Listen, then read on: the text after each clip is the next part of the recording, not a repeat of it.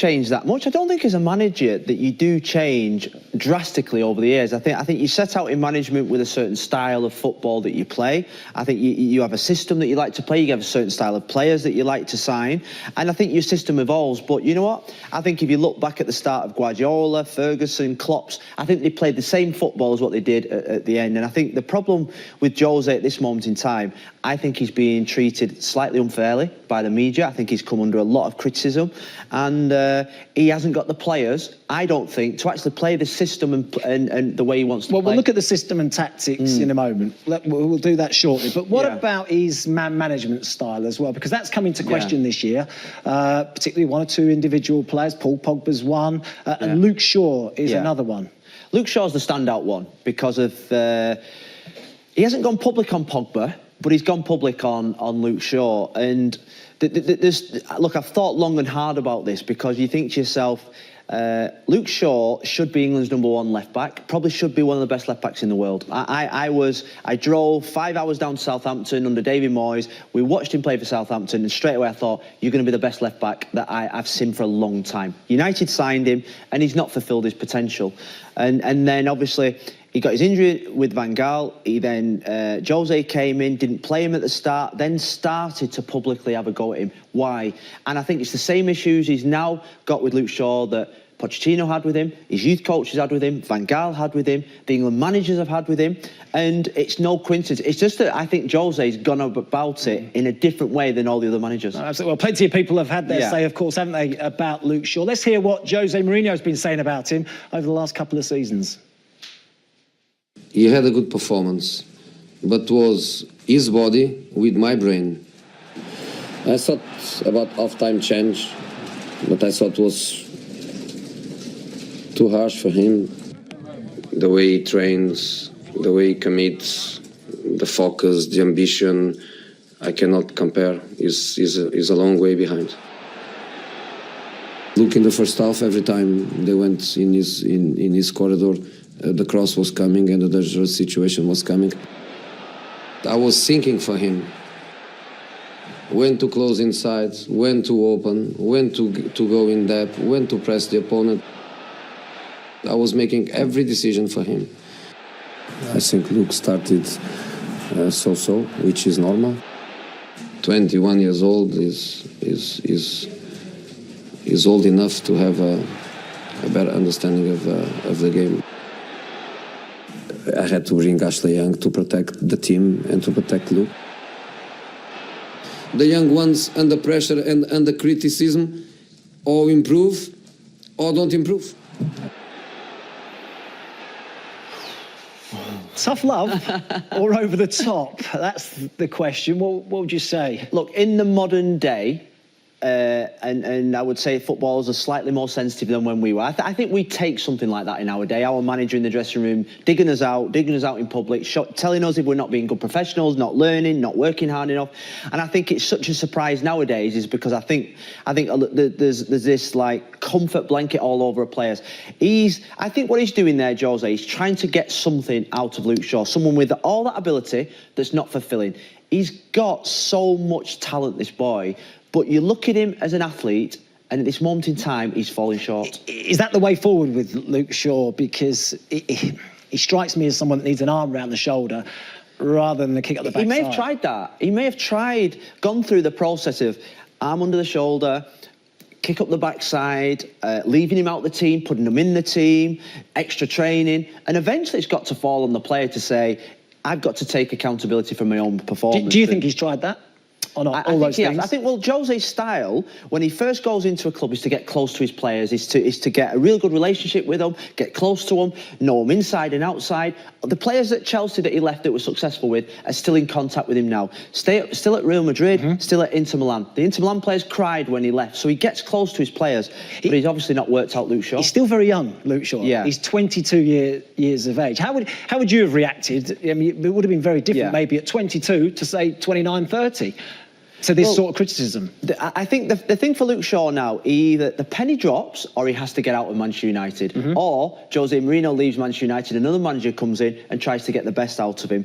Look, he's in last chance saloon for me in terms of his Manchester United career. I think Jose Mourinho likes a certain type, say certain profile, and I'm not sure Luke Shaw fits that profile. If Sir Alex Ferguson was Luke Shaw's manager, how would he be treating him? Would he have? He'd probably been be the England's same? number one left back. He'd probably be England's number one left back. Or Well, how does his man management differ then? well, the other thing I'd say about Sir Alex Ferguson, that if you consistently did the things that Jose's claim, publicly doing, then you'd be out the door quicker probably. He'd probably get rid of you. And there was a lot of players that when they broke into... Even with his ability, though, that's the question, isn't it? Well, You're talking about so much ability. He should be even with that ability, the minute you take back. your eye off the ball, the minute you become a problem, the minute you don't start towing the line and training well, you're out the door. You've seen it with top-class, world-class players at Manchester United and Sir Alex. He got rid of them straight away, and he would have done the same with Luke Shaw. And ultimately, this moment in time, it's up to that lad there. I read a piece in the papers this morning saying Luke Shaw's putting in extra work now to win his place back. That should be standard. He should have been doing that previously. That should be standard as a professional footballer at Manchester United. When you're not in the team, you've got to win your place back. When you've got a left winger in Ashley Young playing left back at this moment in time in the biggest games, you've got to look at yourself in the mirror and think, why is that? Why is that? And it's because I'm not being the best professional that I can be. So the penny has to drop. Well, let's have a look at his stats season by season then, since he broke into the Premier League. 13-14 was his real breakthrough season at Southampton, where he had 35 starts. 14-15, his first season at United. 15-16 is the season where he broke his leg. Yeah. And it does tail off a little bit, his stats since then, in terms of his dribbles, his tackles are down. Yeah. Duels are down as well from that season as well. So has the injury played a part in some of his performances then? I think it was a massive injury, and he was out a long time. When he came back, he lacked fitness. He lacked a little bit of sharpness. He didn't get straight back in the team, and he lost confidence in actually tackling, sprinting forward, and it's took him a while to get that back. I look at the player at Southampton. The player I saw at Southampton was fearless. He was quick, he was powerful, he was athletic, he could defend 1v1, he could defend 1v1 at one area and get up and attack at the far post at the next. He was the complete left-back for me. He was better than Danny Rose, better than Ryan Bertrand at that particular time, and he was close to getting into the England team. He went to a World Cup with Roy Hodgson, so that's how highly he was playing at the time. But from then, his career has just been on a downward spiral. You talk about what he's very good at. These are his positives. He's getting forward is probably the biggest aspect of his game, isn't it? Yeah. He loves to break forward from left back. Go forward. He's very deceptively quick and powerful when he breaks the lines, and his strength, I think, is this: he's running with the ball with speed. He goes past players. He's a goal threat. He's got quality on the ball, inside or out. Look at that power.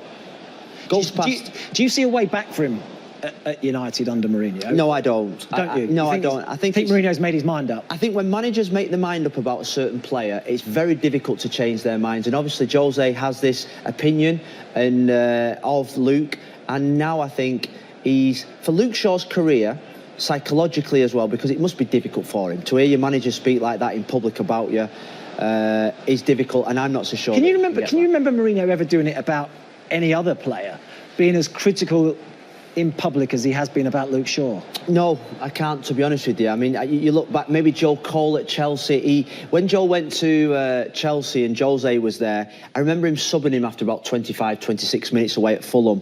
And he'd give him the bit of the treatment. And you speak to Joe now when he comes into the Premier League studios, he said that it was the best thing that Jose ever did, because he taught him how to be a top-class professional, part of a team, not an individual. And he learned him the jobs that he needed to learn away from the skill and technique that Joe had. So I think Joe Cole is probably the only one that I think publicly that he's hung out a little bit in public, but to get the better of him, and it's not personal. So if Luke Shaw's not his man, maybe this is why. These are the negatives of Luke Shaw's game.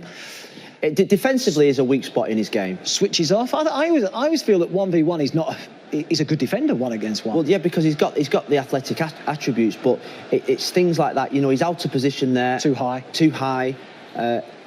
1v1 situations, I'm not so sure he's the best tackler, particularly since coming back from his injury. And I think he's lost confidence. He's lost confidence in the ability. You know, when you're in and out the team, sometimes you worry that much about making mistakes that you end up freezing a little bit. And with Luke, every game must feel like a cup final, a World Cup final at this moment in time. Situations like this, I think, with Jose, get out to the ball, make sure you stop the cross or the shot, and he's backing off. And that, for me, is repetition of games. And it's something that he's not got. He's brilliantly going forward. Look at him diving in there. His man goes forward, and this is another counter-attack for Burnley. Not getting in the right position, not stopping the cross from James Ward-Prowse, and that's nearly a goal that he gives. He gives away. You'd think at 22 he should be United's left back, shouldn't he, for the next 10 years, really, shouldn't he? He should be. He should be. United in the summer, when they're looking for their they're probably going to look at a left back. Left back, maybe two. Yeah, maybe two. You think of the left backs that Jose's used. He's used Damian, who's a right back. He's used Daley Blind, who's a centre back. He's using Ashley Young, who's a left winger. And all in front of the best left back in the club, probably. Not just Luke Shaw as well. I mean, look, Paul Pogba as well, apparently. Didier Deschamps says Pogba's unhappy at his club. I'll try and help him. So it's not just Luke Shaw, maybe Paul Pogba as well. Yeah. Is it because they're not Mourinho-type players? Well, you know, the two players there, you think to yourself, they're not playing well. There becomes a time when you're playing games, when you've got to perform as players. And if you're having 4 or 5 games and you don't turn up for the odd game like you didn't against Huddersfield, and you're not performing in the big games, you're not winning games for your club, regardless if you're worth 100 million or 1 million, if you're not playing well, you deserve to be dropped out the team. And that's all Jose is doing, really. And he's getting criticised for actually 2 players that at the moment are lacking professionalism and 1 lacking form. So I don't know why we should be having a go at Jose for 2 players that are letting him down. OK. This is the team that played against Swansea. Yeah. Which so could potentially play against Swansea, should I say? Yeah. Coming up. Which of these are Mourinho-type players then?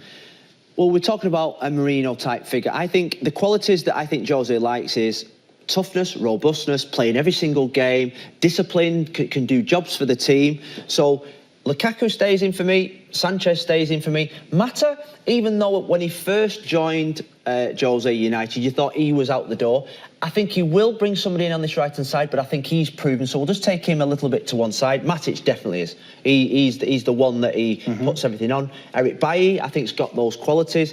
He's turned Valencia into one of the best right-backs in the Premier League. So too Ashley Young, but we've spoke about this position here where I think it'll need... He's looking to fill. Smalling, I think he'll stay. He'll stay because I think he's a good defender, but I think there'll still be in a position at centre-back where he'll be looking to fill. Rashford, could he play Rashford and Lukaku up front and get the better out of Sanchez? We'll talk tactics shortly. And Pogba, I think, will put him half and half because you just don't know. Are you not sure about Paul Pogba then staying? No, because if you're playing in big games in the Champions League against Seville, when your season is hanging on it, and you leave your 89, 90 million pound signing on the bench, that tells you a lot about where Paul Pogba is in terms of the thought processes of Jose Mourinho. So you're looking at these here, you're thinking centre-back, left-back, 2 maybe or 3 in midfield, and a right wing. You're talking 4 or 5 players, I think. There's a lot of holes in that team, isn't there? There's a lot of holes. There's a lot of holes in the team, and I think it's like most managers, they'll want probably... I think Jose will want 4 to 5 and maybe 4 to 5 to leave in this summer. I think there'll be a big turnaround of players this summer. Interesting. There has been some breaking news regarding Manchester United as well. That's that Zlatan Ibrahimovic has left the club. He's had his contract cancelled. So there's one place that perhaps needs filling at Man United. But yeah, Zlatan Ibrahimovic has left Manchester United. In that case, let's have a look at potential shopping lists for United because they are going to be in the market, I'm sure. FIFA 18 list. I'm sure they're going to be in the market for a number of players this summer. You talked about needing a left back, a centre back, a midfielder. This is a few players that we've put together. A few players that have been linked with Mourinho's team. What do you think? Are they these type of players that he's looking for? Well, look, he's worked with Varane, so he knows all about Varane. A world-class defender, quick, strong, plays really most games for Real Madrid. So he ticks the box. The 2 at the top, Rose and Dyer, I think are very good English players, and I think there has to be a core of British players in that team. If I could pick any one from that team that I'd say that would take United up to being title contenders, have a guess which one it would be. I would say Gareth Bale. Gareth Bale. 100%, because still at this moment in time, United, I think, up top are missing something. Someone to play on the right, the left, or up front with genuine pace. Someone that can score 20 goals alongside Lukaku, who scored 20-odd goals this season already. Gareth Bale would be my number one signing before any other player in world football at this moment in time. You think he's the one that makes the difference? He probably hasn't got the right personnel then. You're feeling right now he hasn't got the personnel to win the title. Simple as that. No, he has, and Jose said it. He hasn't got the personnel to win the Champions League. He admitted it in his 12-minute rant in the press conference last week. He spoke about the deficiencies in the squad, mentally and physically. So the players on that list will bring that quality. Not all of them, because he won't be able to buy all of them, but I think 4 out of that list, if he brought them in, United would become serious Champions League and Premier League contenders. OK. So has he changed his man management then over the years? That's the first thing. No, I don't think he has. You don't think he's changed? No, I don't. At all? I think players have changed. I think the players have changed rather than Jose's changed. I think that's the biggest difference. Right. Tactics. Yeah. Has he changed over the years?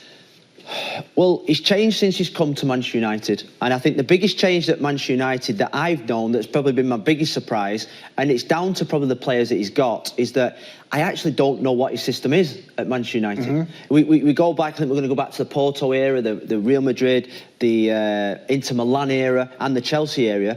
I think the system was pretty, it was like 4-3-1-2. Early days, that was his system. That was the system he came to Chelsea with. But now when he's come to Manchester United, sometimes it can be wing backs. He's played 3 this year with Valencia and Young on the wing. He's played 2 holding midfield players at times. Sometimes he's played 4-2-3-1, where he's had 3 there and 1 up front. Then he's had 4-4-2 against Chelsea.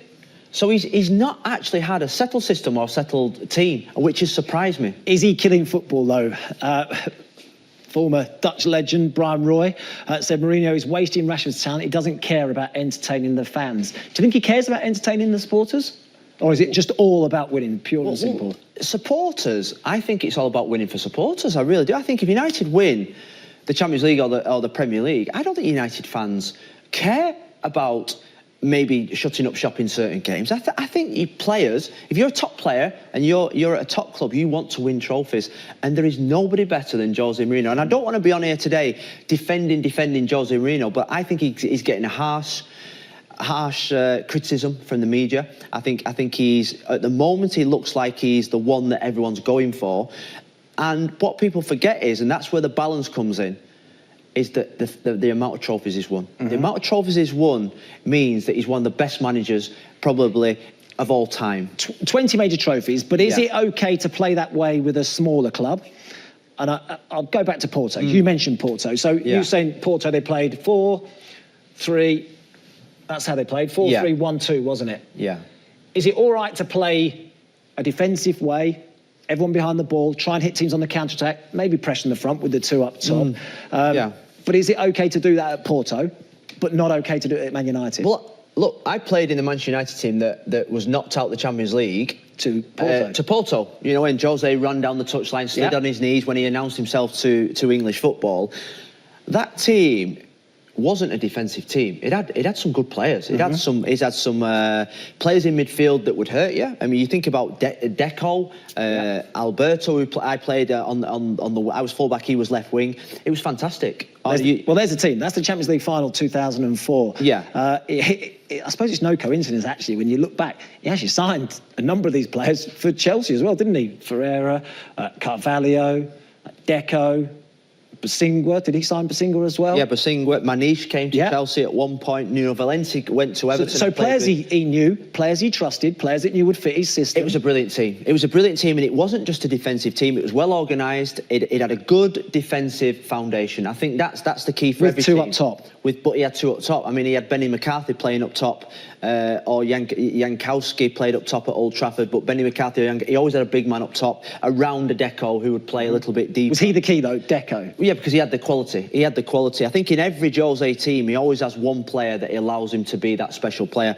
Deco was that player at Porto, and they won the Champions League. But his mantra there was whoever has the ball has the fear. So he was quite happy not to have possession of the ball, wasn't he? Yeah, but I think that's something that's crept into football in general, actually, that possession is not the be-all and end-all anymore. Atletico Madrid won a La Liga, got to 2 Champions League finals, actually having 20-30% possession, and actually everyone thinking that Diego Simeone was a genius. Jose Mourinho does it, and he actually gets criticised for it. And there's more to Jose Mourinho's management than just parking the bus. That's a tag that I hate to label with any manager, but particularly with someone of Jose's quality. On the back of his Porto success, he went to Chelsea. Yeah, and I think you actually played in his first game as Chelsea manager as well. It was when he became the special one. You know, it was the first game of the season. There was a massive buzz because they'd beat us in the Champions League at Old Trafford, and in the first leg out in Porto, he'd had a little bit of a spat with Sir Alex Ferguson. Showed no fear, because most managers playing against Sir Alex, he had the upper hand over. They showed so much respect. Yeah. They were beat before they played against him. This guy went toe-to-toe with him. So I remember at the start of the season, Sir Alex saying, we've got to be careful of this one because I think he's got something about him. First game of the season, we dominated the game, but we lost the game 1-0 against a tactically brilliant setup that day, because what they did, they scored early and then they sat back, and we never had a chance in the game, but we probably had that 83% possession in the game, dominated, but came away with a defeat. He was a special one there, wasn't he? He was a special one. He was this... Look, I think looking at him back then, he definitely looked a little bit more relaxed. He was obviously younger, which he was, and I think he was a little less... English media baton hardened, so he didn't know anything about the English media, so he was this brash, almost arrogant figure. And I think it's that figure that we miss a little bit now, you know, a little bit more smiley, a little bit more cheeky, that we all took to our hearts. I think we miss that character now. Cool and suave on the bench as well, wasn't he? Yeah. Pretty relaxed there.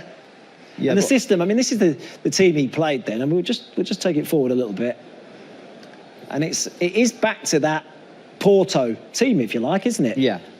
It's the same system as he employed there. So he's got his back 4, he's got his 3 in midfield. Yeah. He's 1 in behind, 2 strikers. There's Good Johnson, and I think Didier Drogba's just a little bit further up. Yeah, I think the key to the system was, when he played like this, is that this is Lampard, but this would have been Deco at Porto. Yeah. That they had the licence to go wherever they wanted, you know, so there was no real defensive responsibility on them. Yeah. But the outside midfield players had to come wide, and they had to shuffle over, or Jeremy on that side had to go out wide. So it's Pedro Mendes or Maniche. You've got to have energy, haven't you? You've got to have, and Costinha was the one that would sit for Porto. But the 2 outside men in particular had to come out wide. So this is Smertens, that's Jeremy. They almost had to defend the wide areas. But apart from that, look at how easy it was to keep possession. There was no pressing of the ball. They're happy just to sit off. Happy just to sit off, keeping shape. Look at how tight the back 4 are.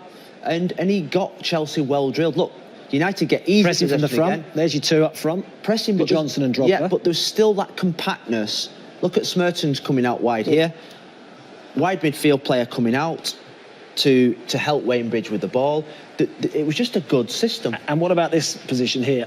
Makelele as well. Did he invent the Makelele role, or was it just Makelele's position and how he played the game? I think he highlighted the Makelele role more than anything, because when I first broke into the first team, there was a player that played for Juventus called Deschamps who did a similar role, but never got the type of exposure that Makelele. Makelele was fantastic in this, and we're going to call it number 6, protecting the back 4. Yeah. He protected the back 4 at all times. And we see him coming out there now, but he didn't just sit there either. No, but the minute he went back into position straight away. This is something we've seen from United as well. Yeah. Longer balls, so they're not afraid, are they, to hit these big diagonals up to a big man. It's Lukaku now. There's Drogba in that team. Yeah, he's always got a big man in his team. Drogba, Lukaku, Milito at Inter Milan was brilliant in the air, and they all counter-attack. All these teams can counter-attack at pace. Yeah. And I think the difference between the Manchester United team and the teams he's had in the past, I think the teams he's had in the past had power. I think with Lukaku they've got power, but the players around them haven't got the same power. And this was in the first half. I think it was 20 minutes into the game, something like that. They scored, the game was finished. He just shut up shop. Look at him organising his back 4 there as they're celebrating the goal. And from that day onwards, he became the special manager. He was incredibly successful as well, wasn't he? He was better than Chelsea. the rest. He was better than the rest at that time. He ruffled the feathers of every Premier League manager, Sir Alex Ferguson in particular. And you say they didn't have a lot of the ball, but they were good to watch as well, weren't they? Brilliant to watch. I mean, you think of Ian Robin, Damien Duff, Drogba up front, Lampard. They had some brilliant players, and I think he's like I said. That's why I think he gets a rough ride, because he didn't just park the bus with these players, but he had a good, solid foundation to build on. Some big records as well from that 2004-5 season. But a lot of these could be broken this year by Man City. Just goes to show what a good job Man City are doing. But incredible record, really. I mean, look at the goals conceded in a season. I mean, I know we're criticising the people that criticise him for being defensive, but that is an incredible stat. I mean, that should be applauded. That stat of only 15 goals conceded in a season, it's phenomenal. Should be applauded, says the defender. a little bit more negative. Inter Milan, wasn't it? Well, it was, because he had a team that was maybe nearly half the team was over 30 years of age, so he didn't have much speed in the team, but he had experienced players that had been round the block, knew how to win big games. And what they did do that season, they came up against the Barcelona team, which was probably the best team in probably the world at the time, or at least for the last 20 years. And they couldn't get the better of them. And this was when I think it became Jose's part of the bus, because he literally did. He didn't want possession of the ball. He wasn't interested in controlling the game in possession. He was just defending and looking for the counter-attack. It was the same system at Inter, but it was deeper. And actually the two forwards split a little bit like that, didn't they? Just to do a bit more defending with the fullbacks. Yeah, I think at Inter what they had two forwards that played in between the fullbacks and the defenders of the other team. So it was a little bit more like that. And do you know, at times these two came all the way back into there. So it was literally playing without a centre forward. Which we've seen with United as well, with Rashford in fullback positions. And we've seen with Chelsea. In his second stint, we saw him a lot, which we'll go into, where he played without a centre forward. And what he did, this was Eto'o, wasn't it? And Milito. Yeah. These were the two. But two players that, even when they're back there, could get up to there very quickly. Could get up to there. And they had, where he's had Makelele, where he's had Pepe or Alonso at Real Madrid. He had Cambiasso in there, who went to Leicester after that, who was brilliant at just protecting the back four. But the back four were all over the 30 years of age, so they were a slow back four, but full of experience. If we look at the match stats as well from that, like you mentioned, the Barcelona game, now these are frightening stats. Not many teams have 13% of the ball. No. I know they lost the game 1-0, but they won it on aggregate. I mean, there's not many teams that have 13% of the ball and go through. We'll go into stats. We're going to be a lot into stats today, and in part two we'll go into even more stats, which will be bamboozling. But the most important stat, Matt, is that one at the top.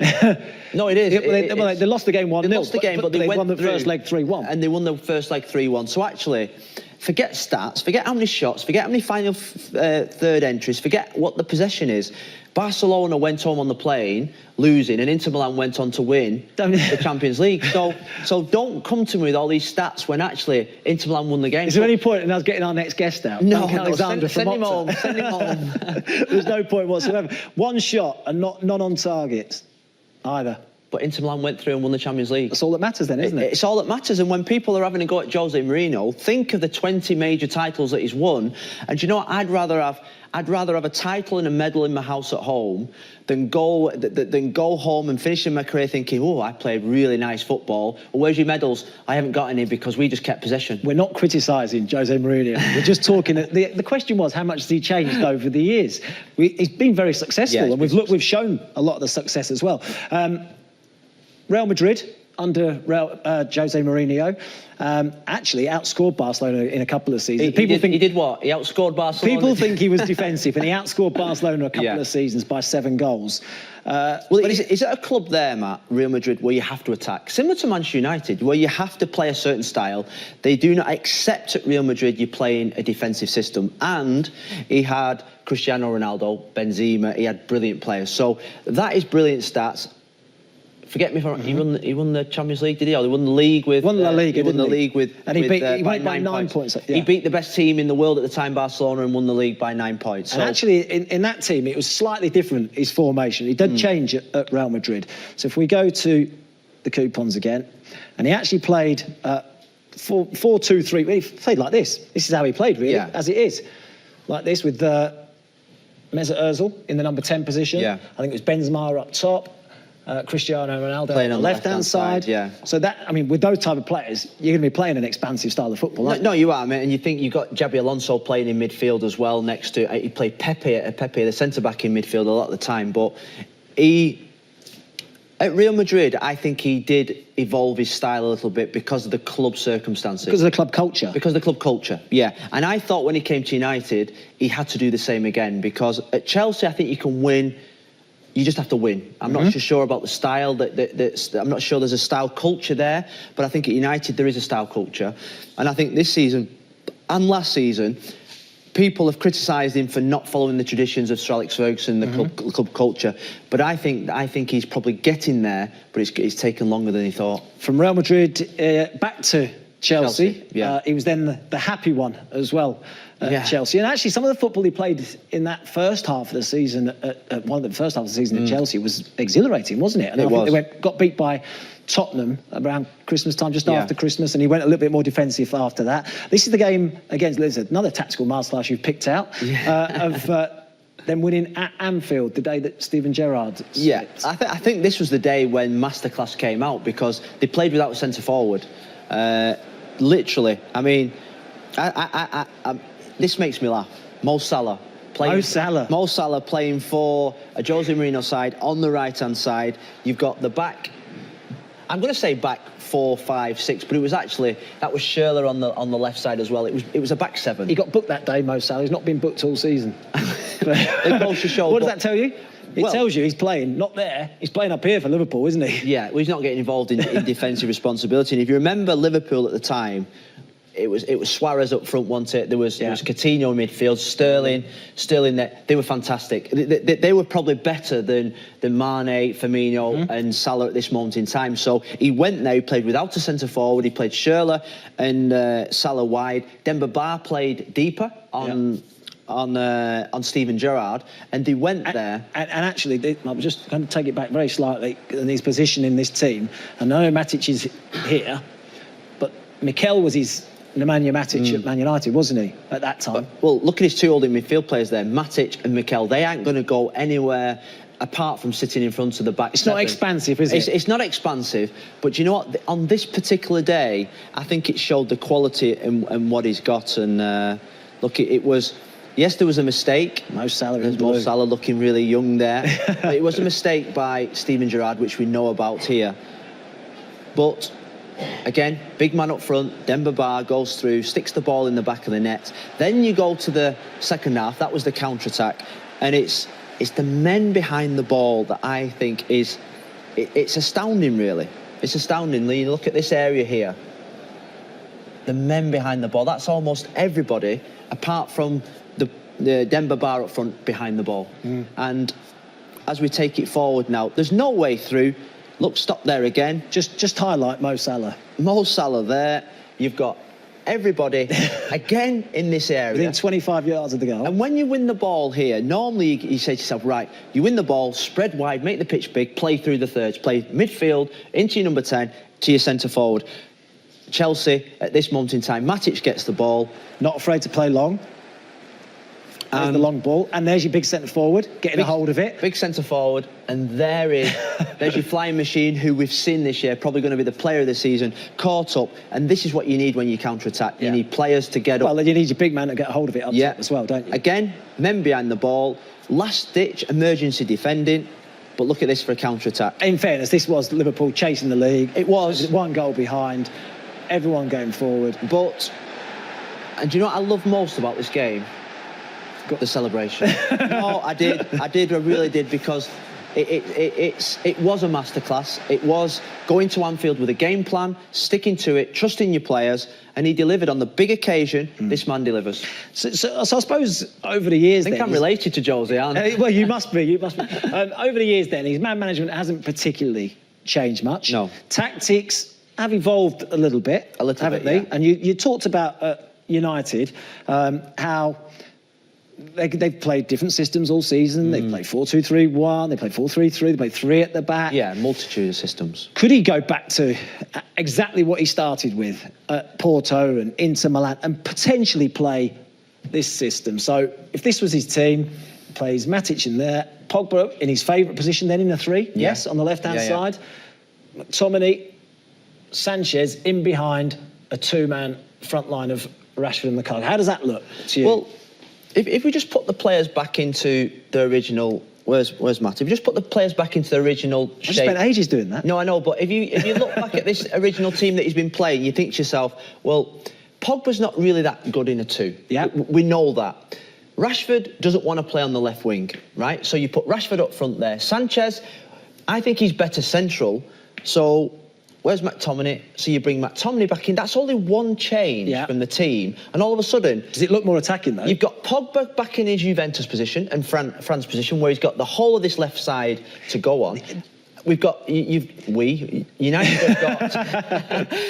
have got good security, McTominay and Matic. The ability to go and defend out there like we saw from Chelsea. When you have got the 3 up front. I think when you have that system, one of the arguments is there's not a lot of width in the side, is there? So you need attacking fullbacks. And actually, he's got 2 wingers playing at fullback anyway, Valencia and Ashley Young, hasn't he? And because of this security here, you've got 3. So you've got 2 central defenders, you've got 3 in here, so that's 5. You've got Sanchez and 2. That's all your team in the central areas. These can actually be afforded to be up there because these 2 are protected anyway. So I think it's a system that I think he'll want to get to. But the key is these outside people. Can he trust Pogba and McTominay? And can Lukaku sometimes do that? Rashford, we know, can do that. And I think that's the system that would suit the profile of the players and go back to the Jose Mourinho system that he had at Porto. So you've praised him. I suppose, in essence, do you feel as though Mourinho's the man to turn it around for United then? Well, or not? And can he adapt? And can he maybe go back to this system? Look, I think what he'll have to do, he'll have to be ruthless in the summer with his squad. I think he'll have to sign 3 or 4 good players. And he'll have to get rid of 5. I think there's a turnaround of the squad now, and it's whether United will back him doing that. So just quickly, go back to the question: how much has Mourinho changed since he's